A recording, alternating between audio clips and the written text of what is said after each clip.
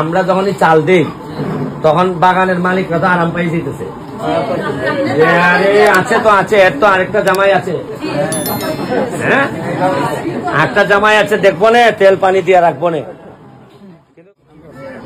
কারণ এই দেশের জনপ্রিয় হইছো মানে তুমি মোর ভাই। আর তোমার কথা হইলো যে এরা জনগণ মইরা কাঠ হয়ে যাক, তুমি ডাকাত থেকে আইতা বুঝলো নেতা, এটা আমি পারি না। আমার তোমরা যে সম্মান আমারে দেখাইছো, কারণ তোমাদের দূর সময়ে আমি দূরে থাকতে পারি না, এটা আমার একটা সমস্যা হয়ে গেছে। এখন তুমি ওই লিস্ট গুলা দাও, আমি যতটুকু পারি। আমি একটা জিনিস কথা দিছি, এই 5 বছরের মধ্যে এমন ভাবে আমি চেষ্টা করবো তোমাদের সাথে থাকার, যাতে বাকি জীবন আমি এমপি না থাকলেও যেন তোমাদের সম্মানটা আমি পাই। ওই যোগাযোগ করে লিস্ট দেওয়া যাও সব।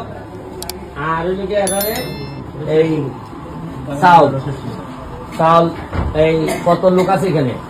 শ্রমিক কত? ফার্মেন্ট শ্রমিক আছে 1100 আর এমনি আছে ফার্মেন্ট 1100 শ্রমিক ফার্মেন্ট। আর আমি চিন্তা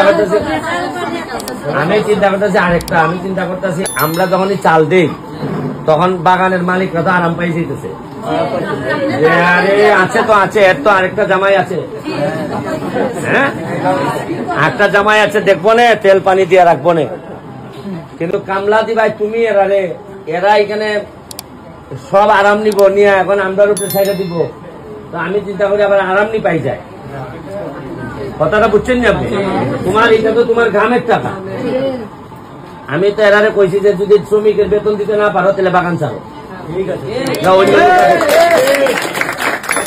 আগের যারা এমপি আছিল এরা সব মালিকের পক্ষে ছিল, হ্যাঁ মালিকের চা টা নিয়ে খাওয়াইছে বাংলার, আর কইছে আরে বেটা কিসের শ্রমিক বিলাসিতা করছে। এখন আমি তো বাংলাতেই যাই না, বিলাসিতা পরে, কারণ আমি চোখ দেখলে তো বাঘ পাচ্ছি। আর আমার কথা আমি বাঘ খাইতাম না, তোমারে খাইতে দিতাম না।